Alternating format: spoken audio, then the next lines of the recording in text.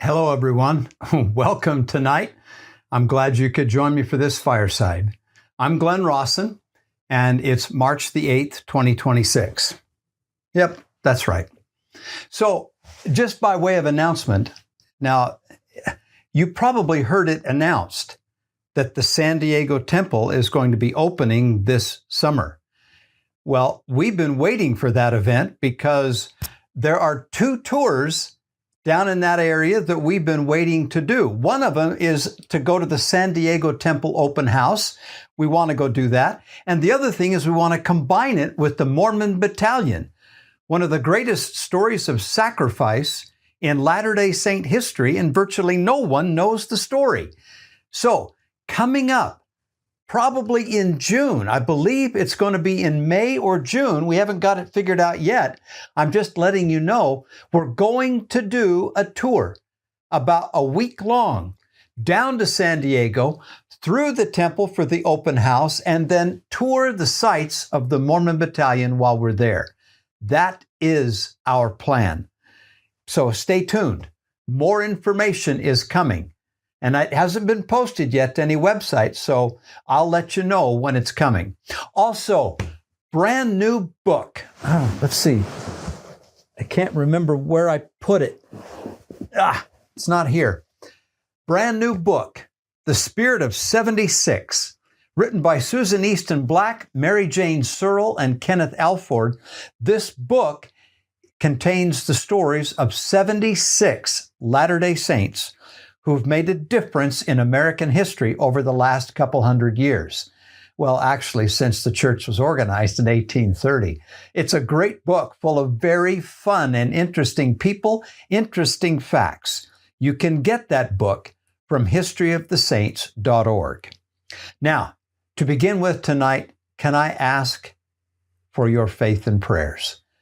I want, more than anything, to inspire, to comfort, and to cause you to come away from this experience feeling better than when you went in. This first story comes again from my friend, Sandy Parton, who lives down in Texas. Now, you know, and I know, that it's a skill that we have to learn to listen to that still small voice. But how important is it? Vitally important. Sandy told me the story of a day about 40 years ago when her family was living in Texas. On one particular day, she was home with her 4 children, and the children were off playing somewhere in the backyard or wherever, or as she put it, they were in various stages of mischief. That is, all except for her son, Ted, who was outside in the backyard playing on his tricycle. Now, at that time, she said, they lived in the suburbs of Fort Worth, and behind the tall, reddish wooden fence behind their property, there was a very busy 4-lane road with a lot of traffic on it. Well, on this day, Sandy was in the kitchen cutting up something for dinner when all of a sudden she heard that still small voice whisper, "You need to get Ted and bring him in the house." She said it wasn't a shout, wasn't even a constraint. It was just a whisper. So Sandy immediately dropped the knife, went to the back door and called little Ted.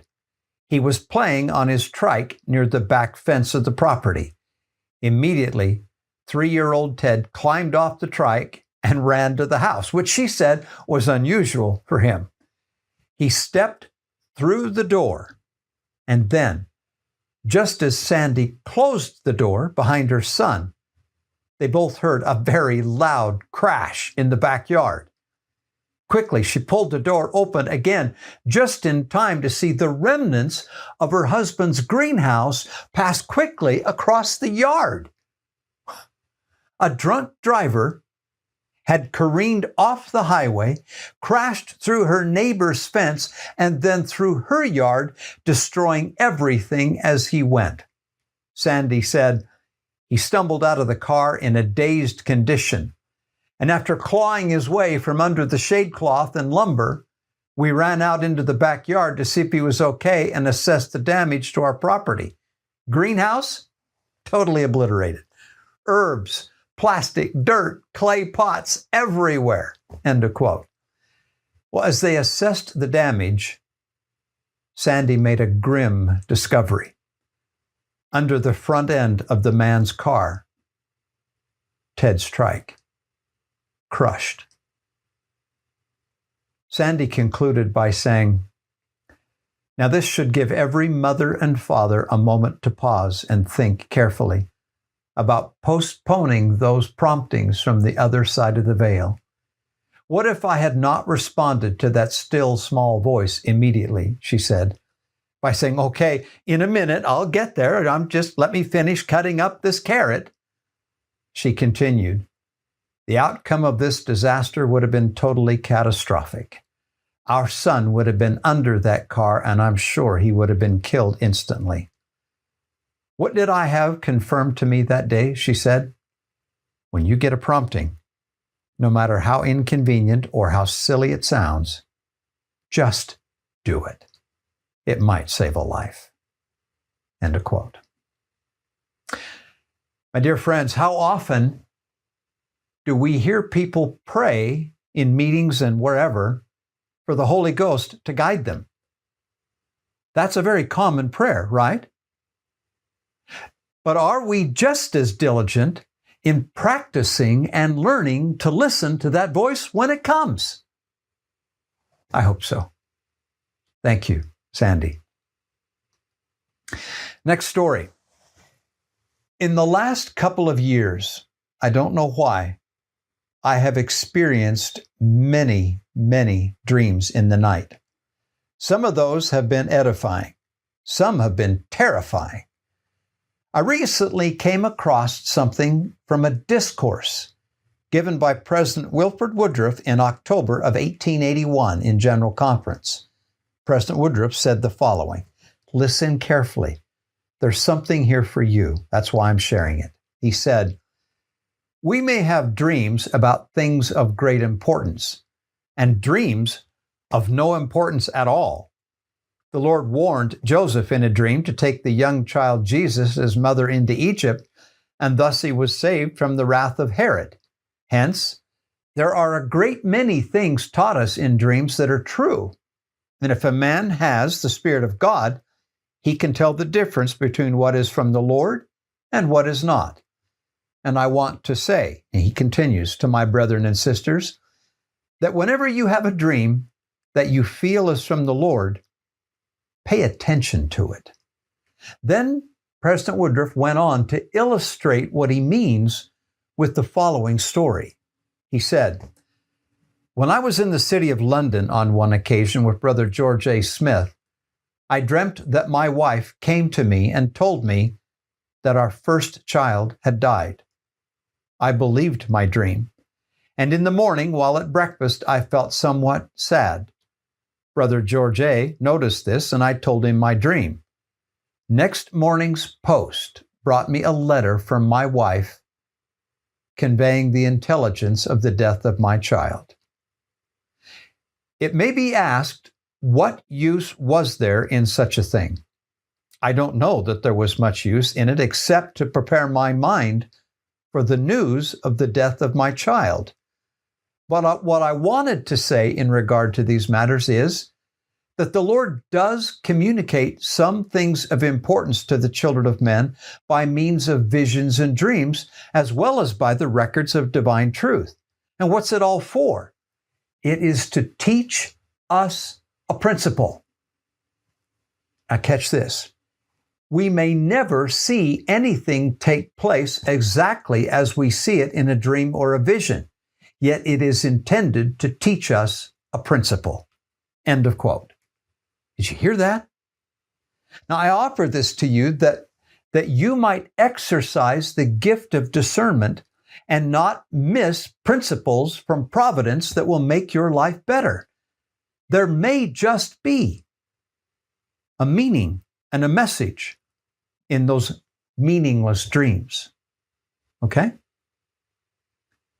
Now, to illustrate, third story, to illustrate what President Woodruff said about dreams that do not necessarily foretell future events, but instead convey principles or something else that we should do and live by.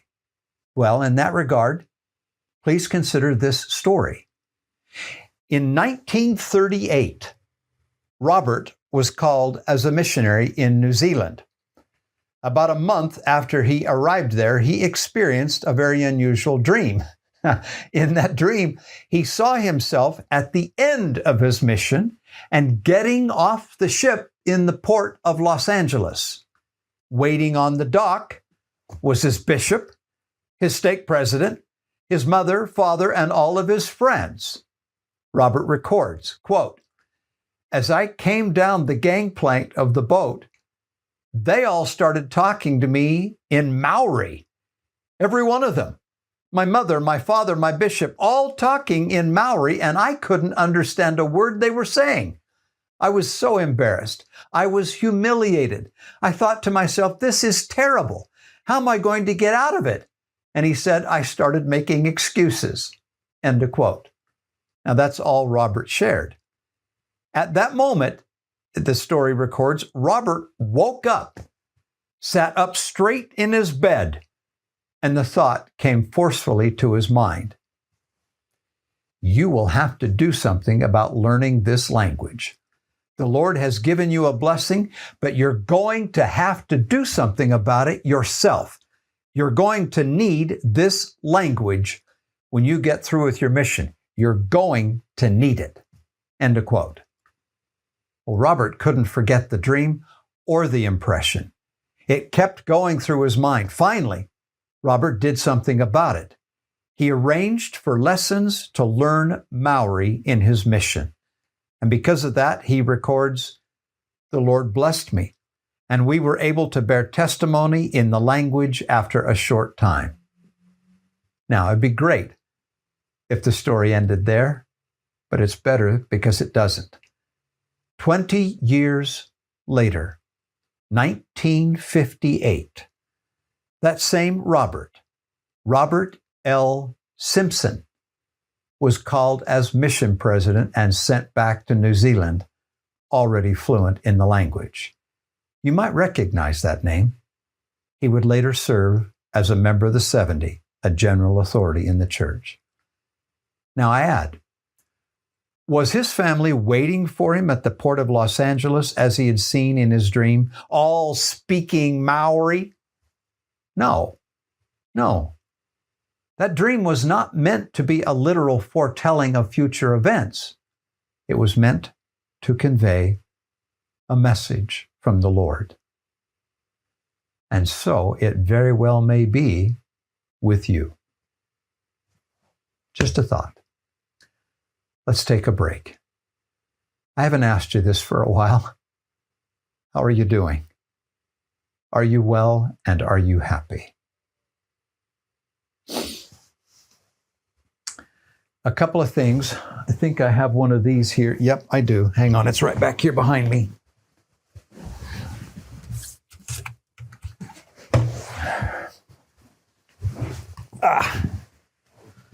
There it is.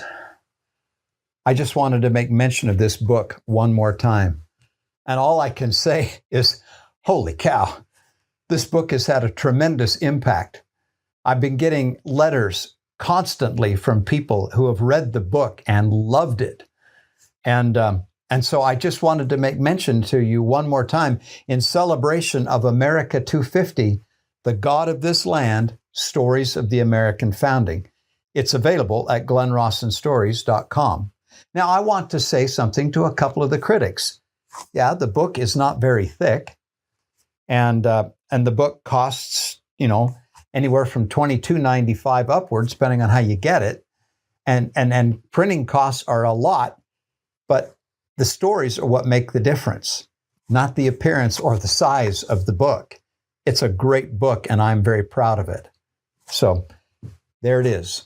The God of This Land, available at glennrawsonstories.com.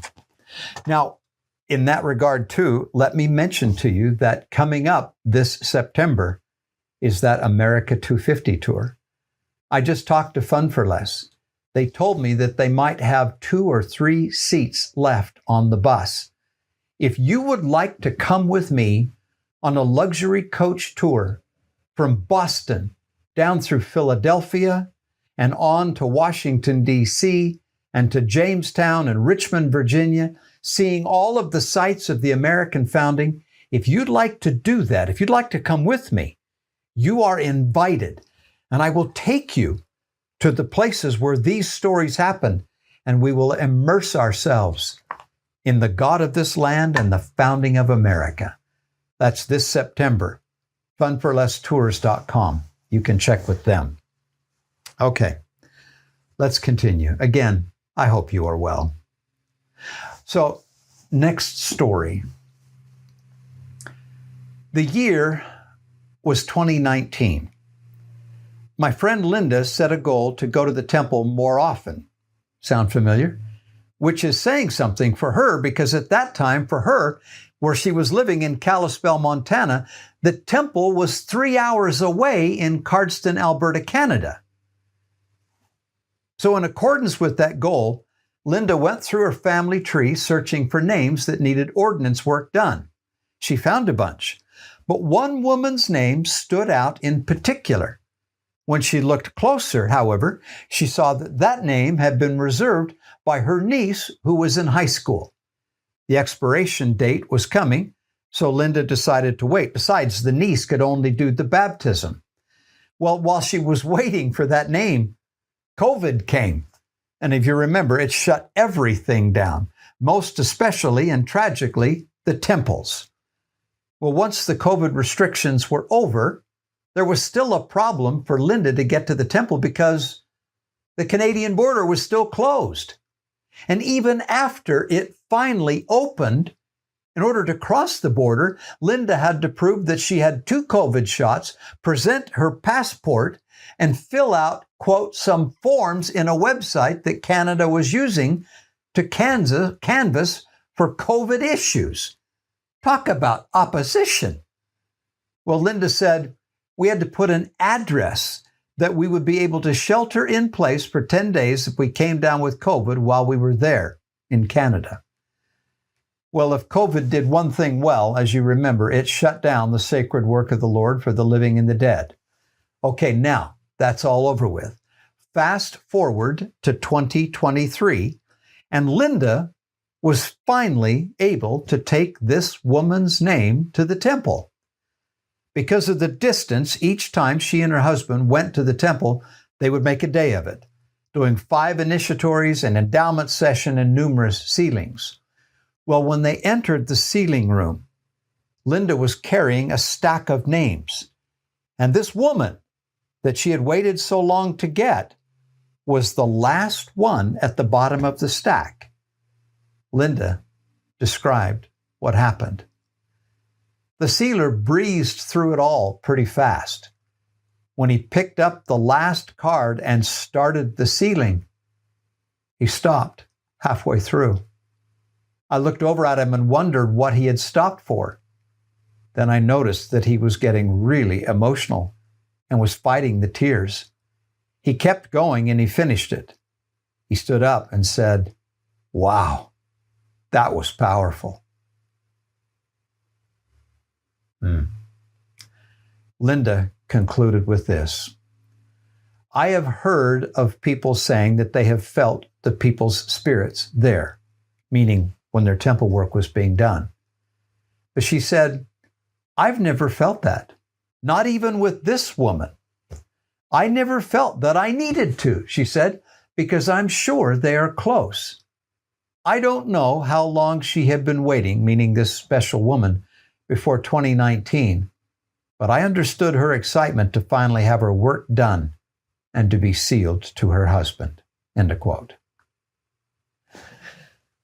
Now, my friends, if you would feel heaven in your life today, just a bit, well, then go to the temple. Heaven is there. Only thing it's missing is you.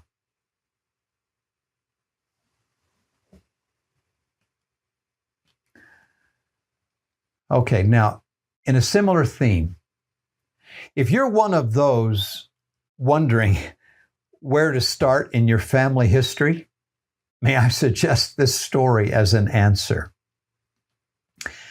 Elder Ashby and his companion were serving as missionaries in Hyde, England.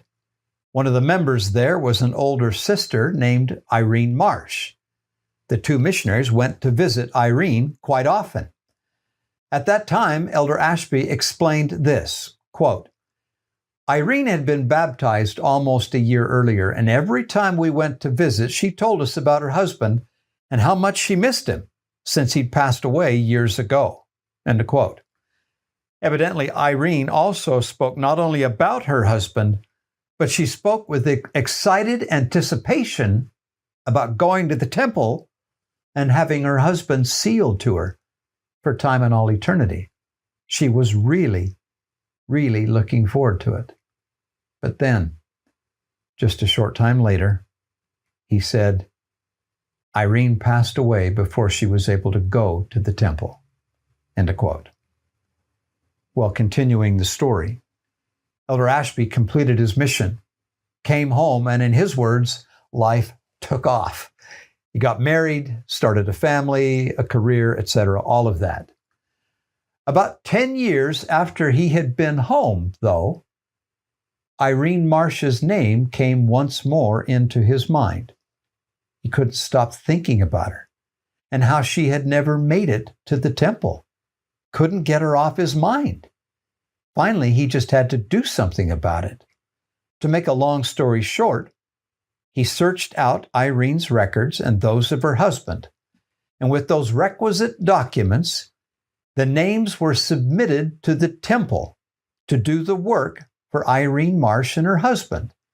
Well, approval came, and they performed all the ordinances for them, including that long sought for sealing. In so doing, Jared's wife, Camille, felt Irene's happiness and gratitude for the work that was done. Jared concluded with this.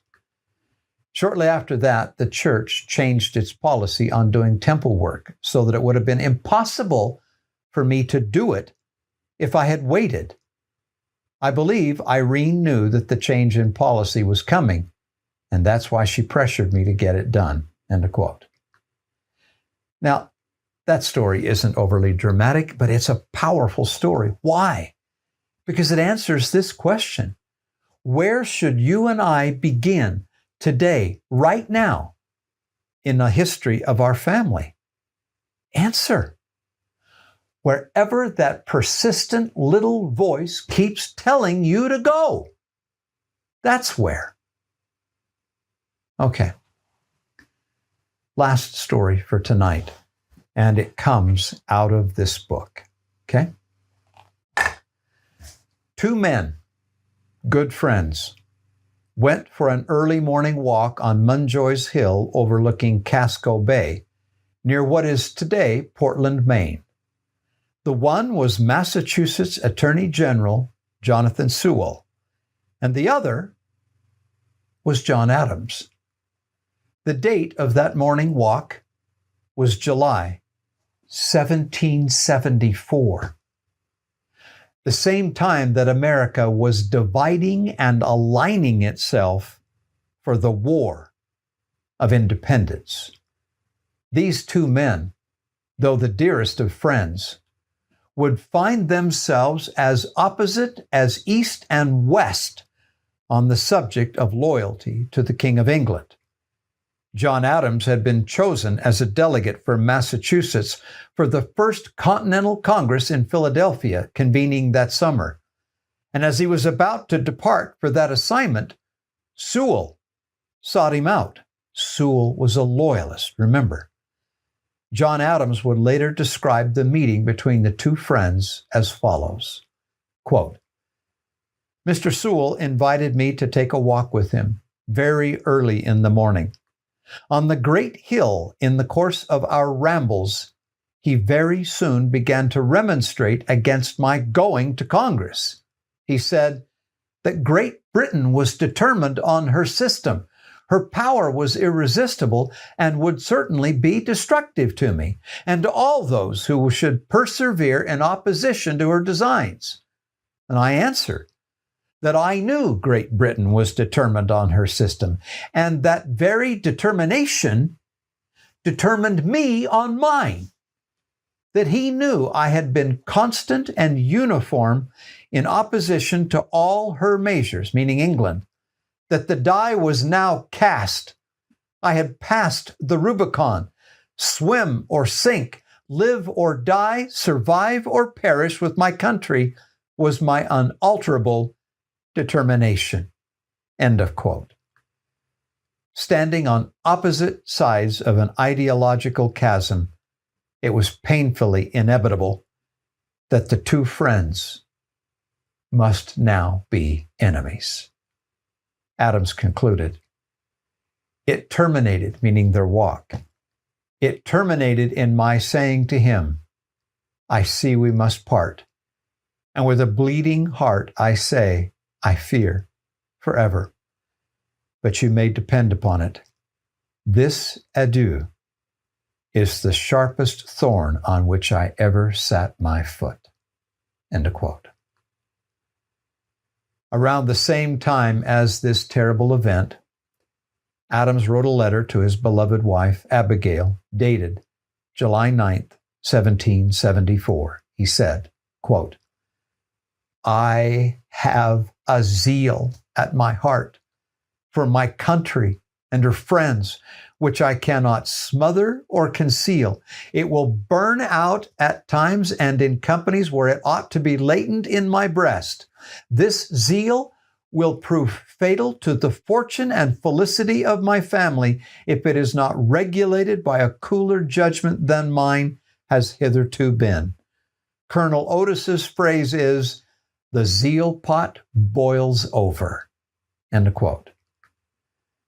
I share that with you now because it is well for you and me to consider and recollect the dedication and sacrifices of that founding generation, what they were willing to give up for liberty. By their zeal and their blood and their fortunes, they bought us a free nation. They bought us liberty. Praise God that they did so. And my firm prayer is that we will hold on to it by the same sacrifices if necessary. My dear friends, good night and God bless.